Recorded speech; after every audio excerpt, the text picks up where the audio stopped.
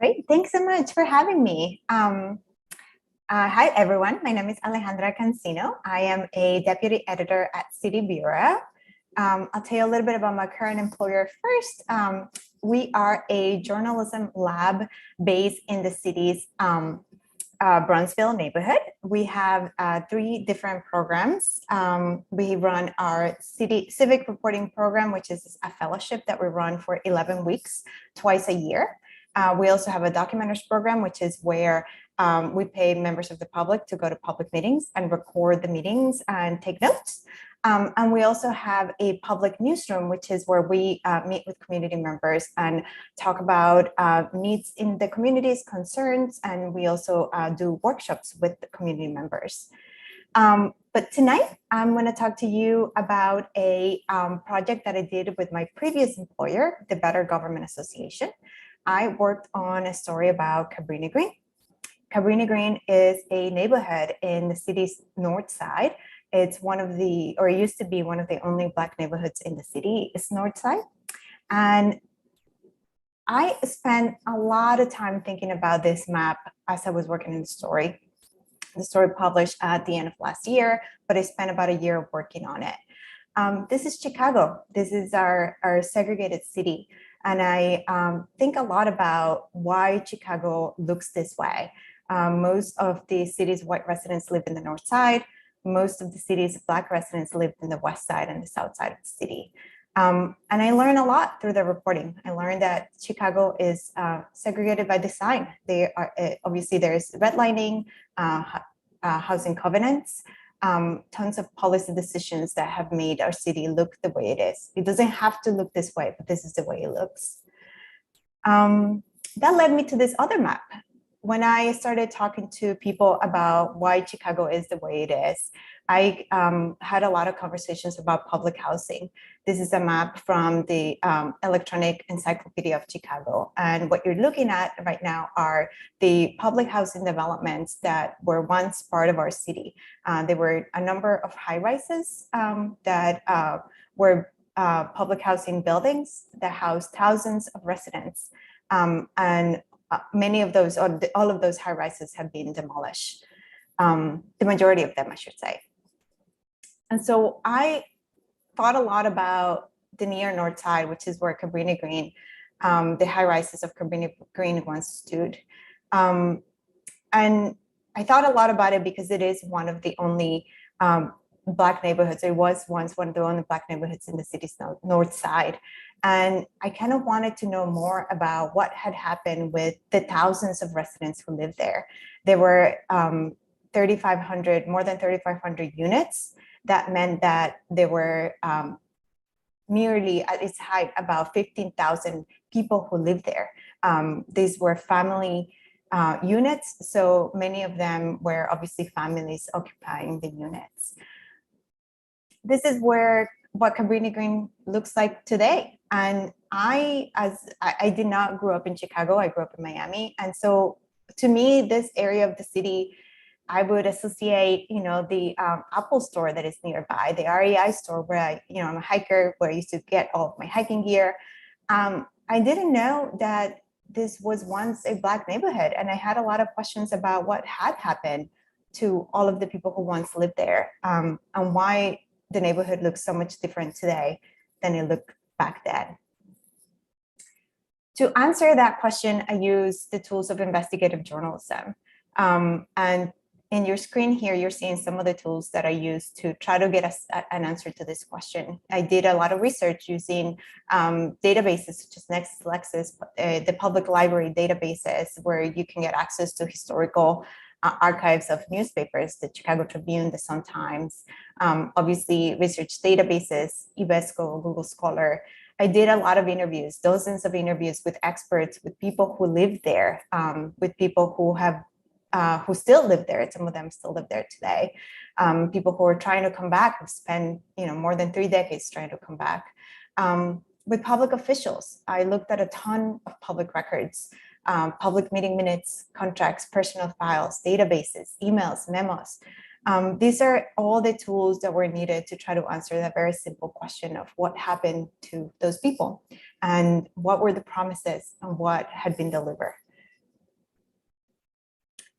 So back to my story. I wanted to show you, the next slide is really busy, but I really wanted us to take a couple of minutes to just to go through what's on the screen, because I think it's really important, especially if you haven't really read the story. Just a little summary. These are sort of my findings. I wanted to know how much money we've spent, the taxpayers had spent in this community. And taxpayers have, by the time it's all done, will spend more than $2 billion transforming a Black neighborhood into what is now mostly a white community. There was a promise of jobs, the city promised 2,500 construction jobs to Cabrini Green residents, and we could only find 40 residents who actually got one. The city promised thousands of families that they would be able to return to the redeveloped community, and more than 80% never did. Many families continue to wait to come back to Cabrini Green, and some of them died waiting. The city officials and the CHA ignore residents' demands, repeatedly renege on promises, and there were so many barriers for many of them that they couldn't return to their community, that it became nearly impossible. The CHA worked to arrange public subsidies for those connected developers. And this is essentially, to me, was really interesting, the difference in the way the developers were treated versus the residents. Many of the developers were bailed out. There were deadlines that were extended, and they were defended. And again, at the same time that many of the residents couldn't return to the community. I also looked at census data, and this was one of the shocking findings of the investigation. When I looked at census data, it kind of became clear to me what had happened. The first slide, you'll see this is essentially what the community looked like in the 1970s. And this is a transformation of a mostly Black community to a mostly white community.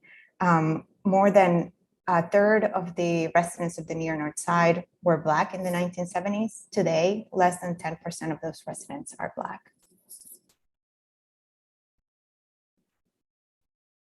What happened to the rest? Well, many moved to other segregated neighborhoods in the city's west and south sides, where residents have been disproportionately ticketed and policed, where they disproportionately bear the brunt of gun violence and residential fires. They moved to communities in dire needs of jobs, because that's where the landlords who have made subsidized housing into a business take the rent vouchers the CHA issue in exchange for moving out of Cabrini Green. The voucher program has done little, however, to promote the integration, because landlords in Chicago's predominantly white communities have been reluctant to accept them. I know that's a lot, but that is the reality of our city. Okay, but how did I get to these findings? And that's the main topic of our story today. I attended and went to a lot of public meetings. The ones that were usually in my to-do list were the Chicago Plan Commission, the Community Development Commission, the Finance Committee, Zoning Committee, City Council meetings, the Housing Committee, and the Chicago Housing Authority meetings. And it was while I was covering those meetings and trying to understand what was happening in the Near North Side, when I noticed that there was an item in the agenda about a TIF extension in the Near North Side. The TIF, the tax increment financing, is a tool that the city uses to capture property tax revenue in a particular area of the city and use that tax revenue to put some of the tax revenue into a special fund to be used for special projects. In this case, the special project is renovating the community. So the city was considering extending the TIF. It had reached its 23rd year and it was about to sunset, and the city has decided to extend it for another 10 years. For an additional 12 years, which would allow the city to tap into more money to continue redevelop Cabrini Green. And the city says that it could generate another $600 million. So that made me think, $600 million more? How much have we spent in this community? because one of the goals of the story was to hit that total button.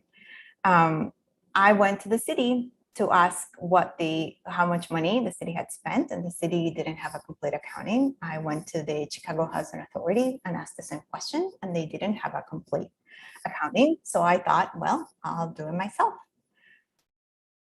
To do that, to answer that question, which initially I thought would be a very simple question, I had to figure out what the universe of data would be. I had to think about where was Cabrini Green and what projects will be part of that, my universe of projects that I was collecting data from. So I looked at essentially the entire area and looked at the development from the last 30 years and created a data set, kind of analyzed the financing of every one of those projects and kind of got a sense of which ones had been redeveloped with city funding and which ones were only with private development. And I only counted the ones that I could find had been either developed or redeveloped with city funding. And I also wanted to know what else had taxpayers paid for in that area. The parks, there was a river walk, there were schools, and obviously the homes were the primary redevelopment in that area. To make sure that I knew I had a complete data set, I looked at newspaper archives, press releases from the time period, from the city. I used the Wayback Machine. I used Google, books, white papers, anything I could get my hands on to collect or start creating my database of the universe of projects that had gone on in that area, and start collecting any information I could find on financing and how much money the city had contributed to that financing. I also submitted multiple public record requests for any information on expenditures or contracts from the Chicago Housing Authority of the city that were unavailable. And then I realized that the Chicago Housing Authority has board meeting minutes online, but they're kept in a PDF file, which means that makes it really difficult for me to search them to try to find the information that I needed to continue to build my data set. So I uploaded thousands of agendas to Document Cloud. Document Cloud is a service that allows, I think, journalists and members of the public to submit information or upload information, and it makes it readable, so you're actually able to search. Then after I submitted it to Document Cloud, I was able to search for specific keywords like Cabrini, Parkside, all the names of all the developments that I was, kind of keeping track of in my data set. I searched for every single one of them to collect any information I found on approvals of CHA funds for those specific developments.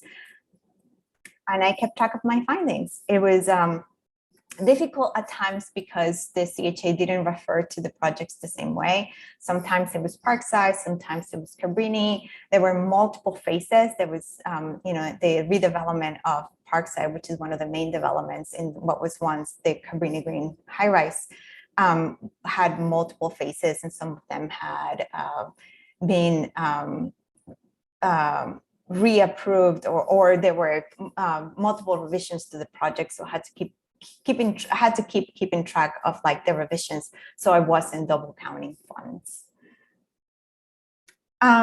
The other documents that I used to build my database were the Department of Housing quarterly reports. That's where I could find whether the city was using other funding. There was the federal funding coming through the Chicago Housing Authority, but also an array of fundings from other programs, including the low-income housing tax credits, the community development block funds. I also looked at, when I couldn't find information about developments, I looked at the Cook County Recorder of Deeds, which allowed me to figure out whether the land was once belonged to the CHA and then given to developers, because if it was, then I had to figure out how to count that as a subsidy to the developers and what the value of that transaction might have been. It turns out that trying to figure out the value of that transaction became really difficult. So what I ended up counting was mortgages. If there were mortgages taken against the property, then I counted the value of the mortgage into my data set.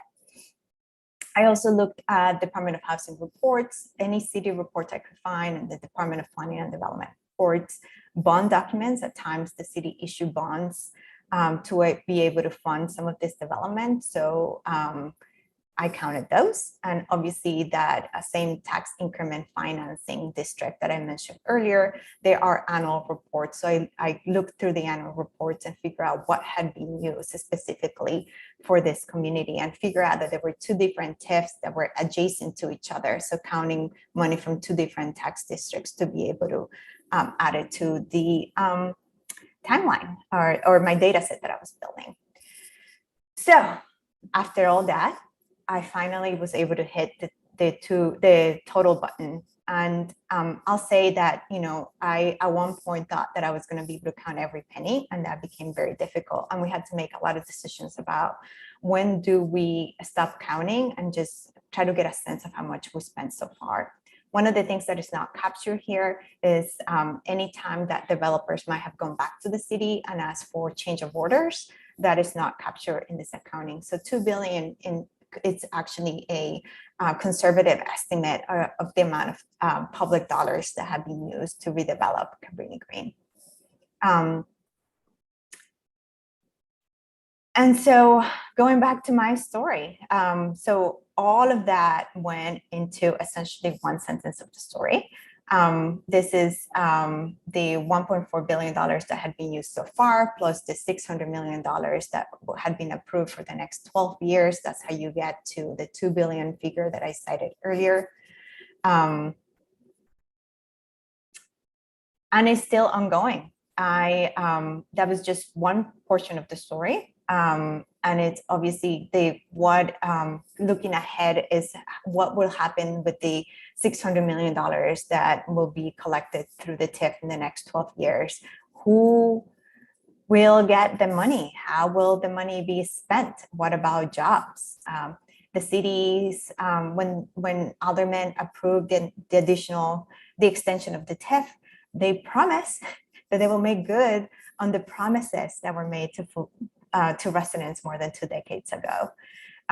So whether that will happen in the future, it didn't happen in the past. So that is still, a question that remains in my mind.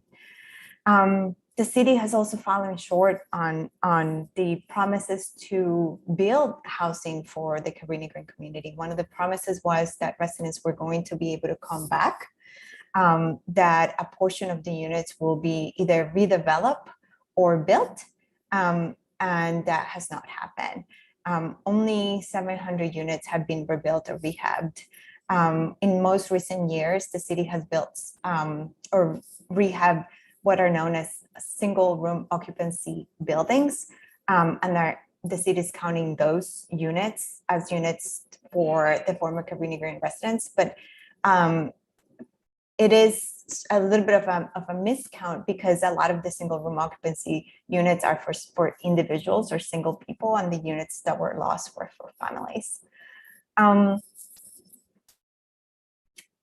I know that I just gave you a lot of information about numbers and about tallying up how much public dollars have been spent in transforming this community, but I really believe that the story is about people. It's about residents like Harold Steele, who have spent more than 20 years fighting with the city for those promises, for those residents, promises that have not been kept.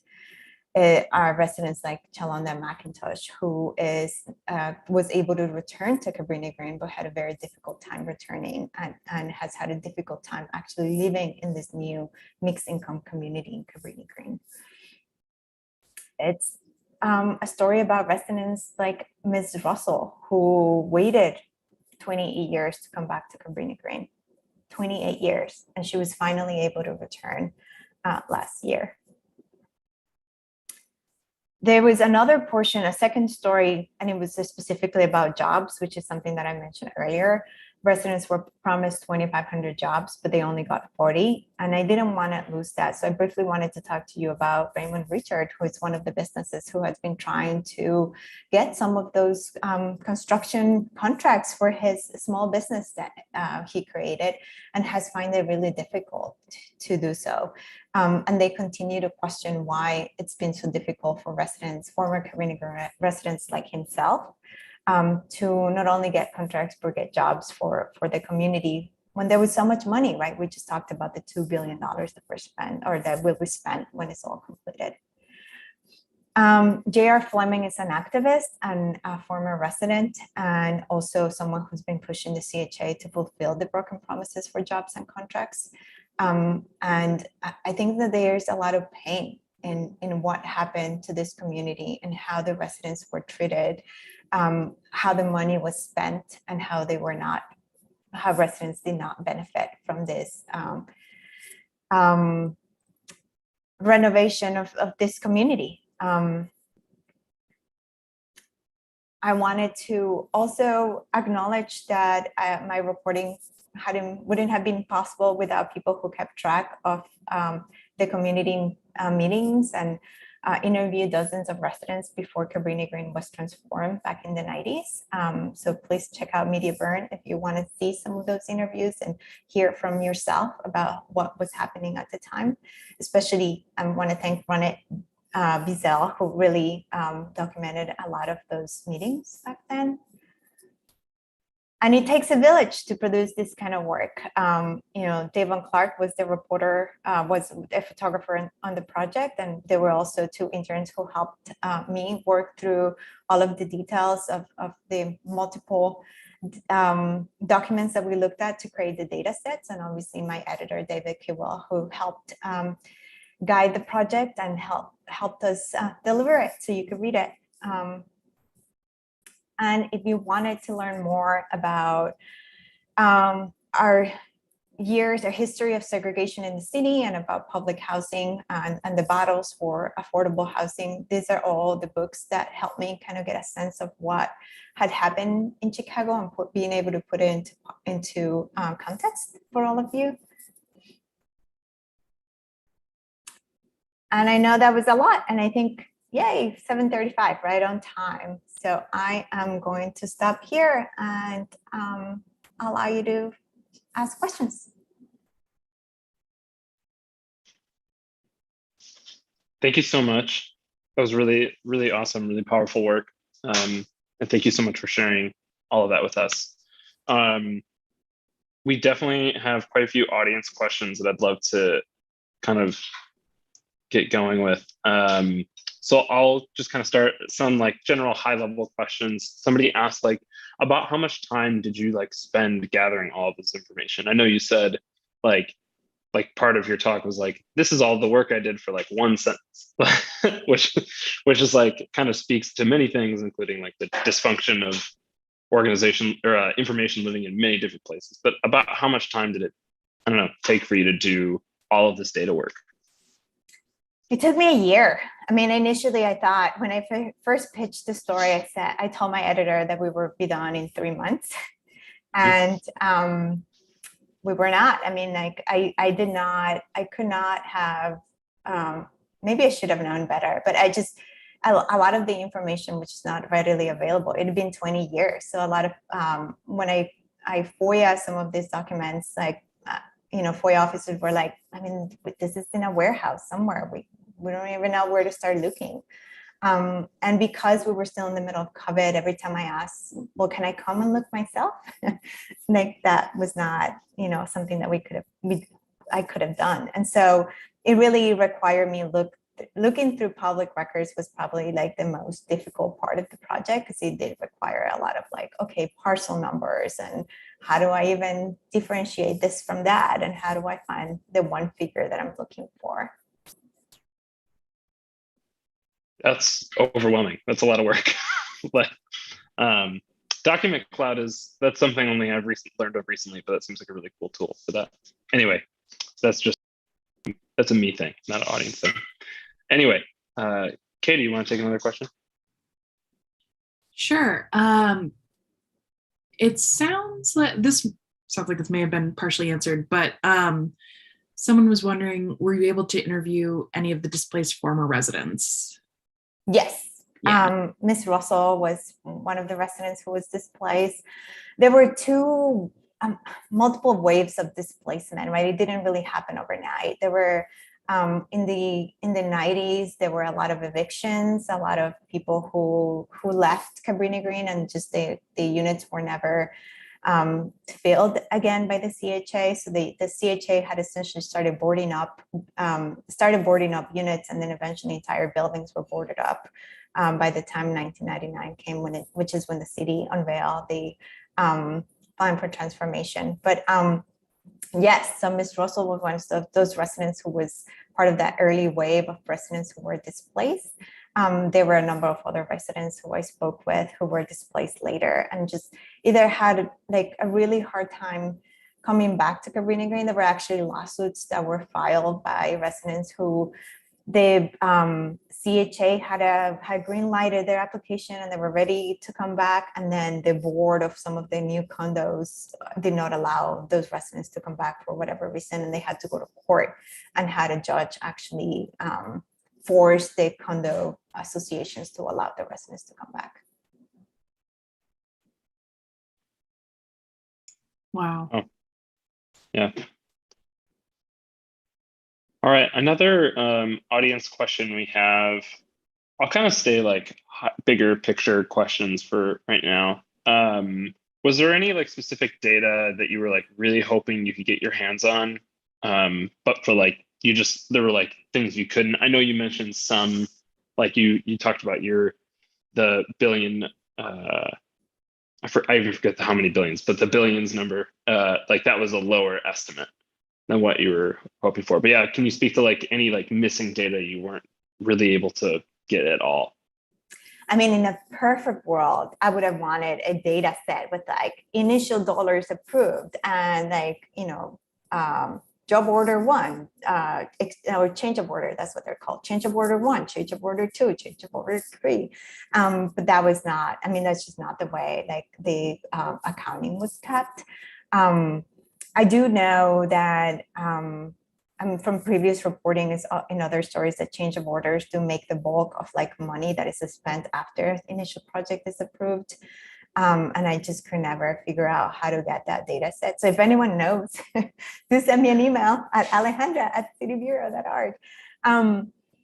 I also would have liked to know more about all of the other project. I mean, like I was able to account for instance, like there was a river walk that the city paid to build nearby Cabrini Green. And we paid like $45 million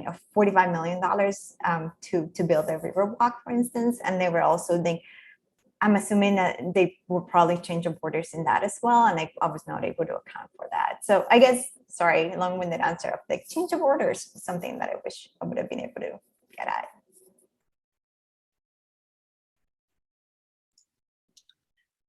Was there any software or tools that you used to help link together different kinds of data? No, because a lot of the data was manually collected. So I used Evernote actually to be able to create folders and keep the data organized, like where I collected the information. Like during we do fact checks at the end of the story. So it's not like I'm just like throwing numbers into a data set and then publishing it, a number. But in order to make sure that my editor knew where all the numbers were coming from, there were multiple links to Evernote notes, so that there were a lot of screenshots I had to take, and then put them on Evernote, which allowed me to search screenshots for the information. Awesome. I have a little bit more of a nuanced question from someone.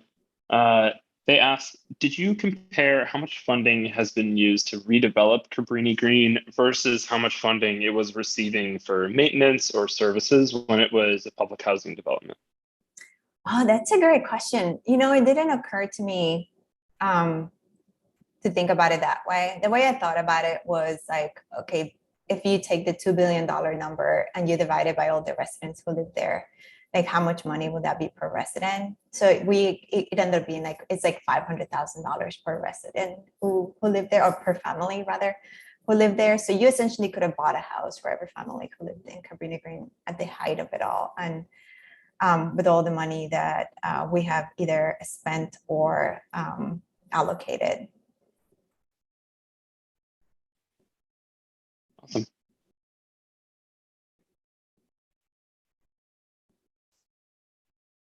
I have another one. This is actually a question I have that I wrote. There, like in many areas of the city, like we see like large multifamily complexes being torn down in favor of like very large single or maybe 2 to 3 family buildings, right? So it's just more space for each family. But in cases like this, where it's displacing people, it's really counterproductive and bad. Were you able to take into any account like how much capacity is currently left for the city to catch up on these like broken promises to the Cabrini Green residents? Because I do know, I mean, I haven't spent a lot of time recently in Cabrini Green, but I could imagine that they also are suffering from like people just buying up land and building a large single or 2 to 3 family unit. I think the difference between, I think that's a really good question. And I think the difference here is that a lot of the land that is in and around Cabrini Green is, it was either city-owned property or publicly owned property owned by the city, the Chicago Housing Authority. And so there are still a number of empty parcels of land. If you walk around, the area, you'll see like there's a ton of empty property that could be redeveloped.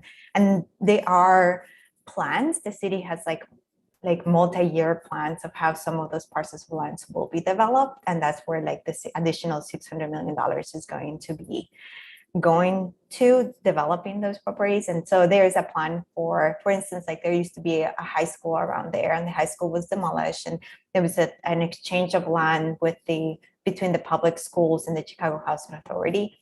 And that multi-phase development calls for like a massive high rise to be built at one point. And if it ever gets built, a portion of those units will probably go to public housing residents. But I think it's really interesting because we're talking now, 25 years later, it's about the return of high rises to Cabrini Green. So it really makes you question about like, well, weren't high rises the problem? I guess high rises were not the problem. The problem is who lived in those high rises and who was the city trying to get rid of, right?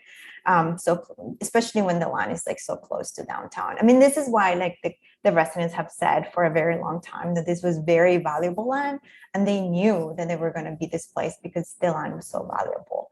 And I know that the land, it is really valuable. Like there was where the Target is today, that land where the Target is used to be a high rise, a Cabrini Green high rise, and it was appraised at something like 16 million or nearly $16 million.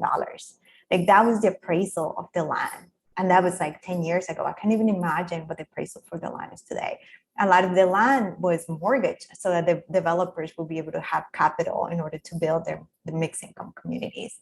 So we have land. It's just that we currently are not building affordable housing in that land, or 100% affordable housing, right? And we're still trying to build these mixed income communities where there will be a number of the units will be market rate, a number of the units will be considered affordable, and then a number of the units will be public housing. But we still have a deficit of units that we owe to public housing residents. Yeah. I'm sure I wonder what the most recent like valuations of like those open lots have been, but I'm curious. Yeah. Let's see. Yeah. Somebody asked like specifically, because I know you talked briefly about like the jobs portion towards the end. Are there plans for like a follow-up story on this, or like I know you're at a new like agency and organization that you're working with, but do you have plans to like pick this back up, like with a different focus, or yeah, I mean, do you have plans on kind of redoing this work or revisiting it? So I know that like my previous employer, the BGA, is actually looking into some of the follow-ups from this story. I mean, they were so gracious to have like allowing me to spend a whole year looking into this. And like the plan was that, you know, I would continue to report on it this year, but then I got this other really exciting job. Not that this story is not important, is really important, and it is really important to me. And my hope is that, you know, not to be an evangelist for all reporters in the city, but I do hope that a lot of reporters in the city will look at the story and consider reporting on what will happen going forward. And I think that the story provides a really good background on what had happened. And so hopefully they will pick it up.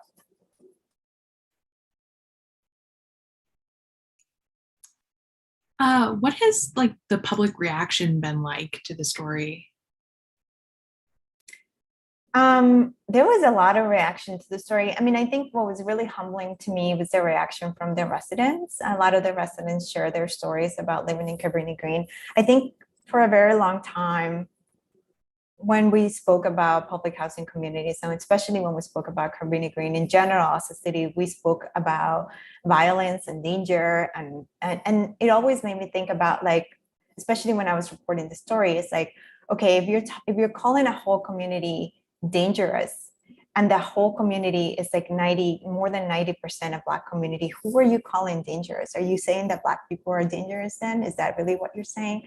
And I think that like what I was able to find is that a lot of the residents who lived in that community did not consider their own community dangerous. They may, in the larger sense of like, oh yeah, like we saw all the headlines and we knew it was dangerous outside. But when I asked them to speak about their own experiences, they spoke about their neighbors taking care of their children when they went out to run errands. They talked about the community that existed where they learn about jobs from each other, where they could, you know, take a walk together sometimes. And I think that was really something that I tried to do in the story, kind of show that this was a community and it was displaced, and there were a lot of like external forces that made it what it was. And I think people did reach out. Like they were, I guess, thankful that the things that had been thinking about, the way that they felt their community had been mistreated, that it was represented. And that's, you know, always so great to hear that, you know, that I got it right, and that it was a good representation of what they felt their community was for them.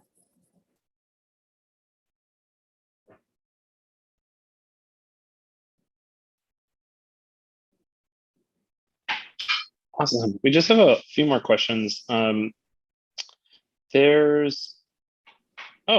one just got added. It's a very good question. Has your cost, has the cost estimate like been accepted by the city, or like have you gotten some reaction specifically from the city about this story, or curious what the city is, if they've responded or what they've said? Yeah, that's a great question. So in the reporting process, obviously, like we want to engage with the city. I mean, I really felt like, especially for a story that I spent a year working on it, that I wanted to get, you know, especially with the mayor, I wanted to get a sit down meeting with the mayor. That's what we asked for. We sent repeated requests to meet with her, and repeated a very long list of questions that we were hoping to discuss. And they were denied. I spent obviously a whole year doing freedom of information requests with the Chicago Housing Authority. So they knew exactly what I was working on. And we also sent multiple requests to meet with the head of the CHA and really have a sit down meeting just to explain our findings and explain, you know, where we were coming from and kind of get their reaction to it. And the meeting was denied. In fact, they felt that the questions were, the tone of the questions was not, they didn't like the tone of my questions, essentially, which was a really odd response to a series of questions about a very nuanced topic. And we also asked the Chicago the Department of Housing, the head of the Department of Housing, to meet with us, and they also denied the request to interview them. All right, so I feel like that says a lot. What their reaction was. Um, let's see.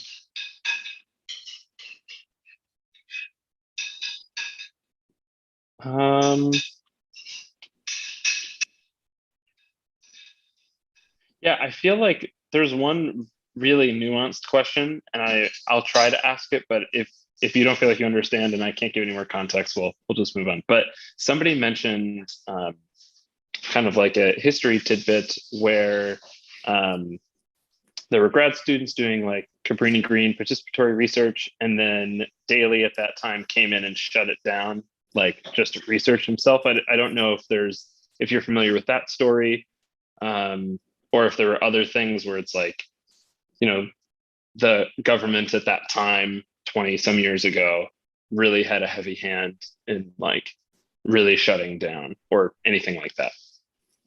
That's interesting. I don't know about that particular research, but I do know like the second story, the one about the workers and the jobs. Like I spoke with this one woman who ran so the community all around Cabrini Green, there were developers who started to acquire private land and wanted to rezone it to be able to build their own communities. And there were a lot of questions from the community about what would happen, right, to Cabrini Green as all these developers had their eye on the land around it, because they knew that developers were acquiring land because they were pushing for Cabrini Green to be redeveloped, and they needed Cabrini Green to be redeveloped to convince people to pay really expensive prices for the condos that they were building and the homes that they were building. So there were a lot of questions about jobs, and Daly around that time, it was around re-election time. So he approved essentially a center that would match people with jobs, people from Cabrini Green with jobs from the construction sites. And this person who I spoke with, who ran the work, they essentially was the one in charge of calling sites and asking whether they would place people from Cabrini Green, said that she had a really difficult a really difficult job in trying to match people, especially with their higher paying construction jobs. I mean, a lot of those were union jobs, and like the unions have a long history of freezing out Black Chicagoans from those jobs. And what she was able to get a lot of people into service sector jobs, right? Jobs at the Dominic's, jobs at any of the retail stores, but not the higher paying construction jobs. And what was interesting was that after the election, the site essentially was shut down, even though it was very successful and they were placing people in jobs, not the jobs that Daly had promised, but jobs nonetheless. After the election, the site was essentially shut down.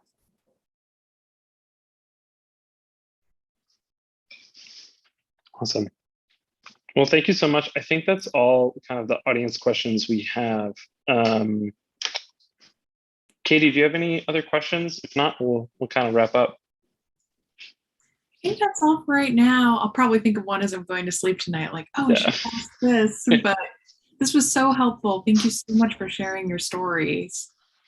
Thank you. And I'll just say, we are all part of the city, right? And we all have a voice. And so if you're listening and you really if I made you think about Cabrini Green and it made you think about development, reach out to your alderman. Tell them how you feel about affordable housing. Tell them how you feel about public housing.